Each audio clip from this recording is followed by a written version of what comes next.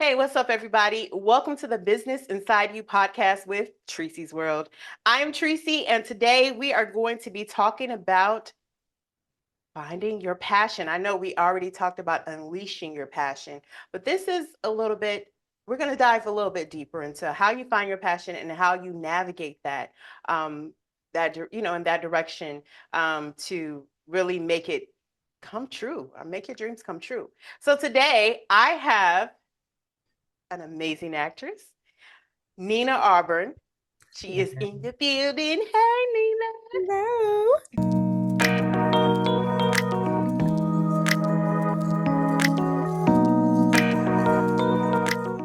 And she's going to, first of all, just start by telling us a little bit about herself and what she does. And then we'll jump right into it because I know y'all want to know all the deets. So here we go.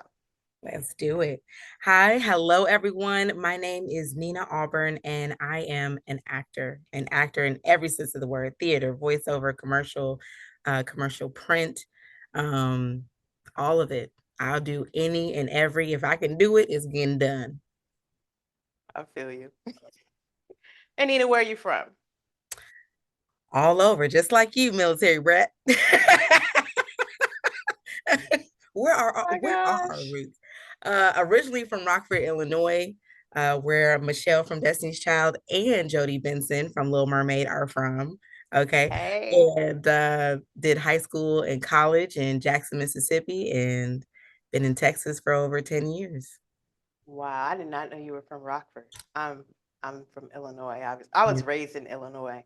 I was right. Um, that's what I was. My dad was in the military, but I wasn't a military brat, but we just kind of moved around Illinois and I ended up in California, Somehow. Atlanta, Texas. Mhm. So, some way it happened. But but yeah, we homies then. We're from Midwest. There you So that's go. cool. So you're an actress. Okay. So you say you do a little bit of everything.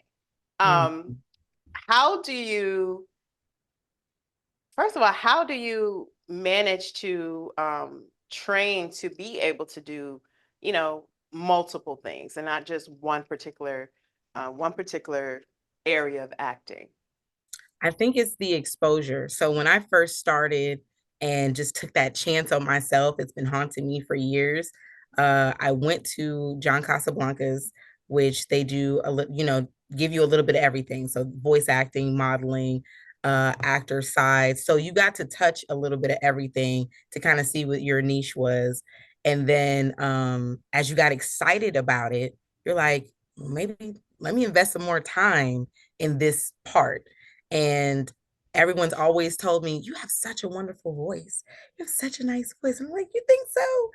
And that just made me like, okay, well, let's take it into voice acting and see what comes out with it. So it just getting into a class and just kind of touching a little bit of everything. That's how I got to know what my strengths and weaknesses were in those different parts. And you mentioned something that we've actually been talking about. You didn't even know about it, but I'm gonna ask you since you brought it up. So Okay. so a niche is a defined and specialized segment of the market for a particular kind of product or service. So Mhm. when you talk about a niche and finding your niche, that for a lot of people it definitely sounds easy. Like, oh, okay, I'll just find what I like. It's fine. But that is really one of the most difficult things is to streamline and Mhm. to kind of streamline and put on those like horses wear blinders and just like this Yep. is the path and have that tunnel vision and like this is the direction that I'm going. Mhm. So let's talk a little bit more about that. So how did you know um that you were in the right lane, so to speak, that you were going the right direction? Deliverables, something tangible that I can be able to see. So I do not do my career by year, I do it by quarter. What can we accomplish?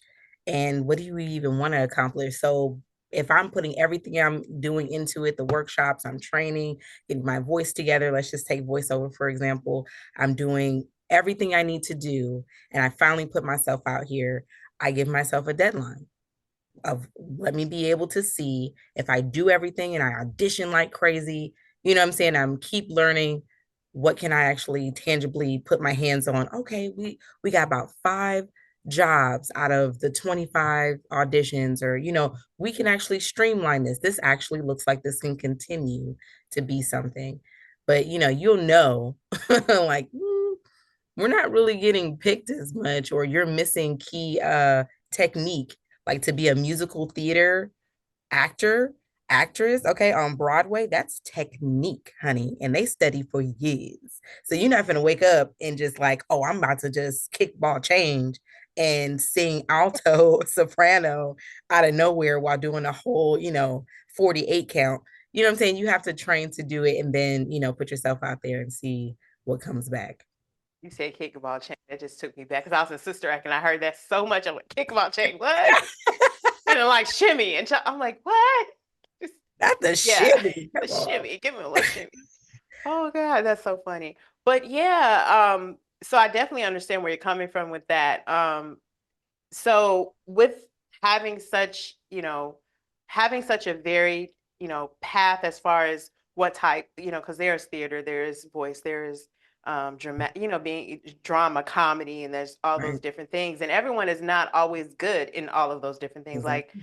sometimes you try one and like, okay, that's not my scene, that's not my lane. Let me just go back over Right. here. And that kind of does help you streamline and say, okay, this is where this is where my gift lies. It lies over here. It's not necessarily over Right. here. Um, so how do you treat this as more of a business? Because I think we always focus on the creative side and people want to like, I'm going to be great. And I'm going to be like, I'm Mm-hmm. going to get an EGOT and I'm going to, like you have these big plans Yeah. and we forget that it's also a business. So let's talk a little bit about the business of acting and how do you manage, how do you maneuver it as a business? How do you set it up, as a business for yourself? Going back to, I take it quarter by quarter. I have a Google sheet. This is also for tax purposes as well. If you are an actor and you make over $200, you are now tax deductible, anything that goes into it. I've covered my house, my phone bill, my internet. You know what I'm saying? Like, realizing there is so much you can get back for it, because you got to put in money to make money. Okay. So you got to make sure that you understand what benefits you for any meal or any gas that you do, that you drive to these auditions or to set or anything like that. So know, first of all, how can I make money back as well as make money?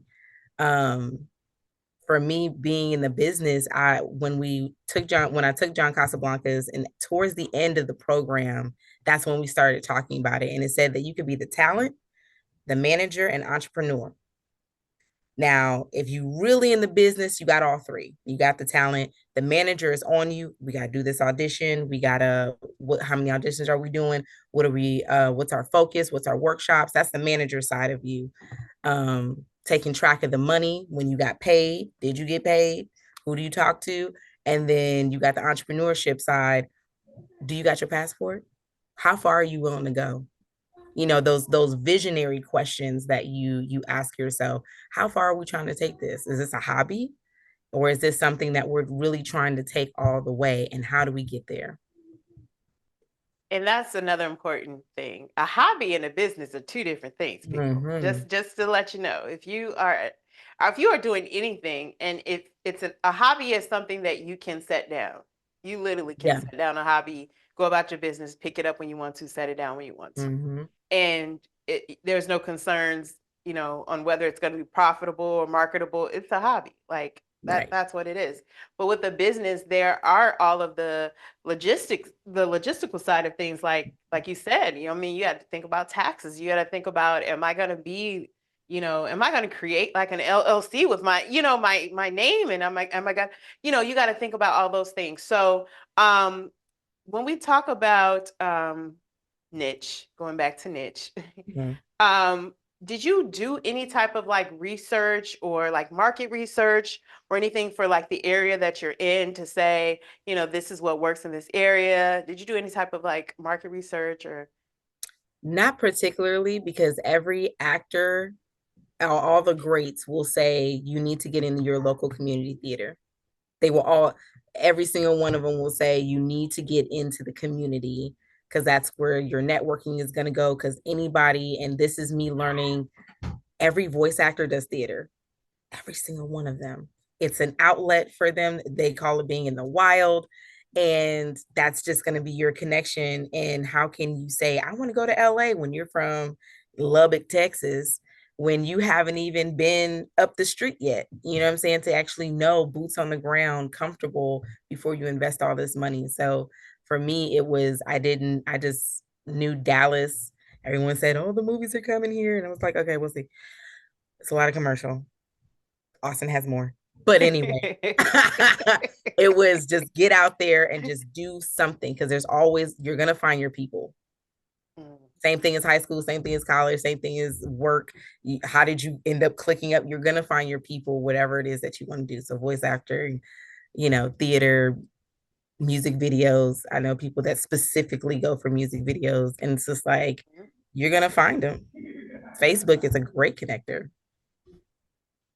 And how do you balance your pursuit with everything else?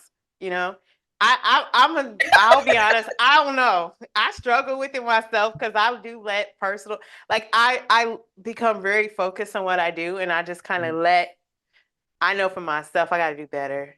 But my personal life kind of takes a backseat because I'm like, I'm focused and this is what I want to do. So how do you how do you balance it all? You know what? I With my children being in school, I have office hours, and that is from the time they get dropped off to the time they get there. We have to accomplish it, and anything after that, that's when, dad comes in and he's like, okay, I got the takeover. You go do what you need to do. Yeah, I have to have a day of like, today I'm gonna be a wife and a mother.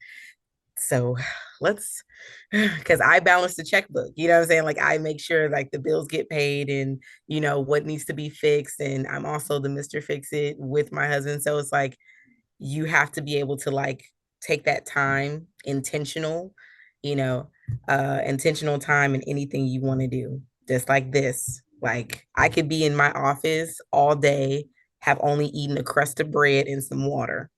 Like, that's how serious it is.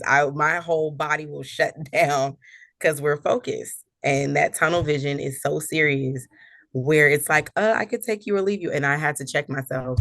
Shantae, I was like, I am like literally looking at my husband like, I got work to do.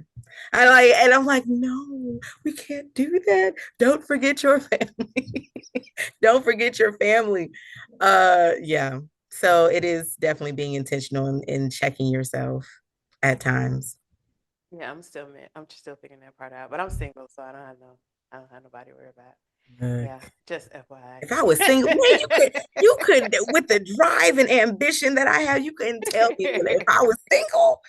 I'm Honey, I like, would have already moved. I would have already moved. I would have already been like, okay, I'm twice the person I am mm-hmm. if I didn't have a family. That is very true. Yes, having a family can be a stopper or a halter sometimes, but I made the commitment because I knew being a woman and being a mother was always going to be, and I've heard it in the business.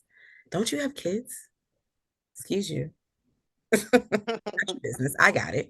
Um, but have literally have that be conversations, which I think, depending on the job, has kept me from opportunities. And I'm like, even in acting, just see, if I sign the contract, just let me like, I've made the commitment. So I don't even talk about my family. Like, the first 2 years, no one knew I was married or had kids.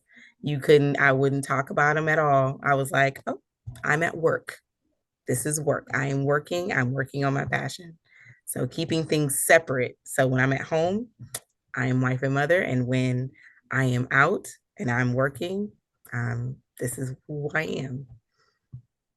All right, so we got to jump into one very important part that a lot of people miss. This big obstacle called money. Yeah. Money. Yeah. So Yeah. it can be a really big obstacle for a lot of people to figure out how, to commit to something 100%, Yeah. yet they still have to survive when that Doesn't come through. situation is not working, like the strike, or anything can happen Yes. and shut everything down, COVID. So how do you prepare yourself for those type of situations, and what advice would you give someone on how they can, better equip themselves for those times when it's just silent, it's crickets. Yes, because those times will come and it will happen.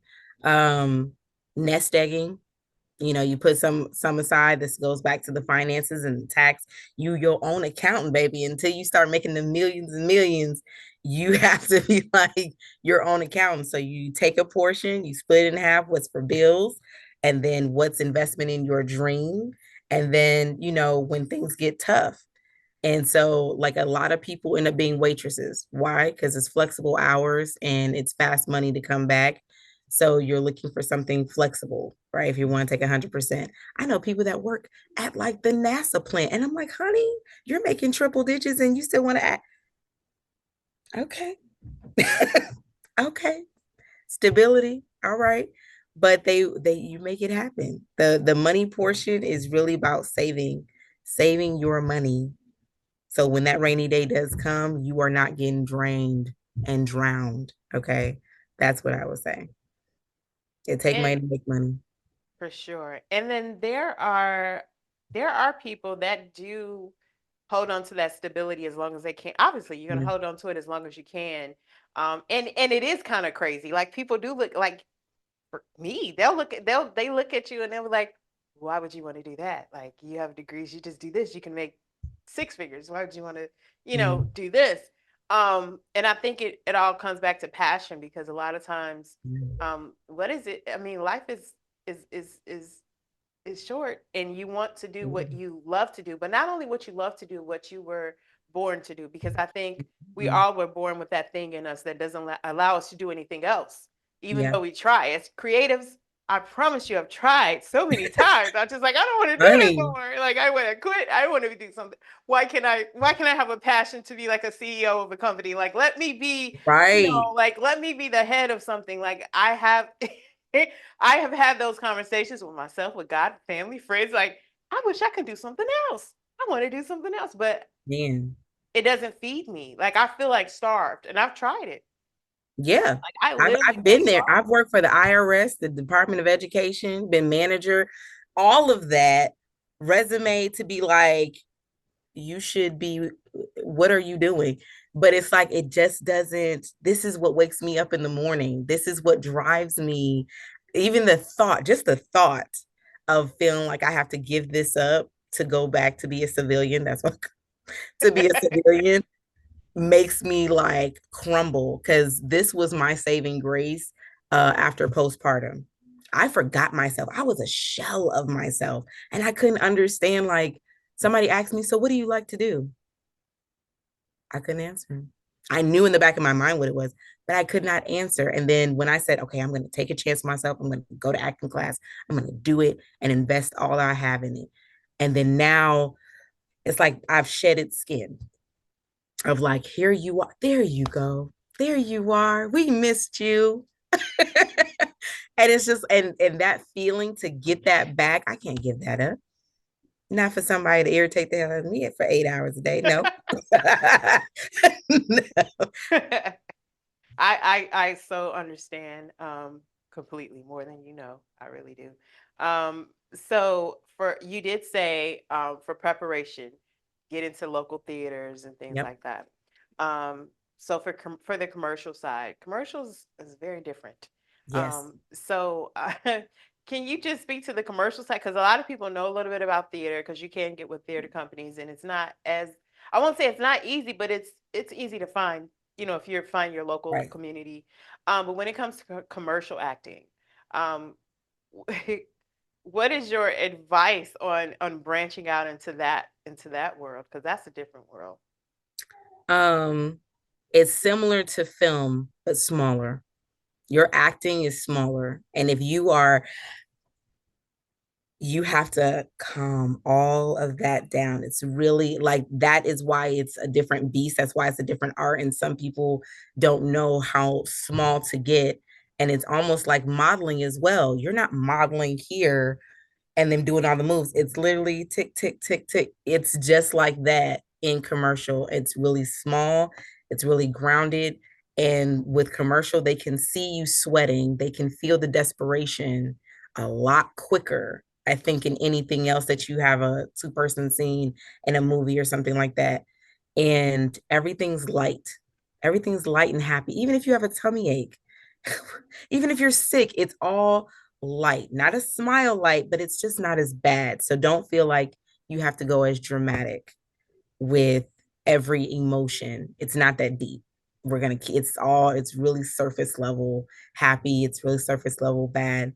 And Facebook or whoever does, well, and what is it, X, free workshops. Like if you're in the Dallas area, Katie Conservatory always has some type of free workshop going on. Kevin Howard, I've been to a couple of his seminars personally, to get a sense of, like, first of all, know what type you are. Like, I'm a mom type. I was insulted the first time you said it, and I was like, excuse me, I'm fine. But it's like, just play play into your strength, because that is all that they will see, and get over it and collect your check. Okay. Just, you're a mom type. Play into it. It took me a while, but that's what it is. But yeah, the workshops, free, free, free, until you have the money. Never pay over what you think you're going to get out of it. So I paid like $600 for a class. I just really thought, like, this $600 class, there's a lot of big names on here. It's going to take me to the top. No. And now I'm mad about that $600. So don't spend more than you think you'll get out of it. Point. Like, his class was $150. Oh, I got that. Okay. Let me get a little bit more than of course I walked in with. So yeah. That's a good point because again, that's going back to it's actually a business and it comes down to it's a business. And when you're running any type of business, you have to you have your checks and balances and you want to make Yep. sure that, you're not, digging yourself into a hole. You want to make sure that Absolutely. you can handle it. So that's a really good point. Even with headshots, I know Mm. headshots is like so subjective as far as costs because you can go over here and spend like 300. You can go over there and spend 850, and it's so all over the place, and there is no there's no standard to it. So you have to do your research. You do want to get good headshots, obviously, but you don't want to be stuck Oh with a my bunch of gosh. If stuff like anybody that. is paying, I think I paid this, and to be fair, she's from my church, but she's an actual commercial photographer by trade. I don't think I've ever spent over $150, $200 for you to take from here up. No, we're not doing that. What are we doing? Yeah. What are we doing? Like, unless I'm a model and that's what I'm going into, I better be getting full body shots, different backgrounds. Like, no, that's just, and to know, and that's a good point too, comparing prices. Don't be so caught up in the sales pitch of a photographer, but to actually do your research. And TFPs. I used to teach talent. TFPs is your easiest way, especially if you're just starting off, to get free photos, and from established photographers, because they may want to switch up their portfolio. You need some pictures for your portfolio. Nobody want to pay nobody, but hey, we got time. There you go, free pictures. And they'll take 100 of them and they'll give them all to you. And you just pick out your top 5 and rotate them around. TFP, time for print. There are TFP groups on Facebook yet again. Facebook is That, amazing. yes, Facebook. I mean, that's how, look, Instagram can. That's when you got stuff together. TikTok when you want to just say something on the fly, but Facebook is still gonna be the home of putting people together. Hmm. And that's a good point of social media. First of all, social media Mhm. is very important. So a lot of people say I hate social media. I don't like social media. I can't Yeah. listen. You can't run anything at these days without social media. Even if you go to audition, and I've been asked, "Can I have your handles?" They want to make sure you have some followers, some support. Yeah. Um, that's just what it is. So it's very important to really get your social media stuff together where you don't, I hate to say it, but you don't want to have 20 followers. You gonna have to up your game and figure out a way to make yourself, whether you buy ads, whatever you need to do to bring in the people. And I mean, Mhm. You may be the greatest, but when no one knows, no one's following you, they're not going to pay attention. So, I um, think, yeah, I think use it it's the as fact that people can't resist their tongue. They want to say what they want to say on social media. And if the world ain't taught you nothing else, don't say nothing because they'll come back.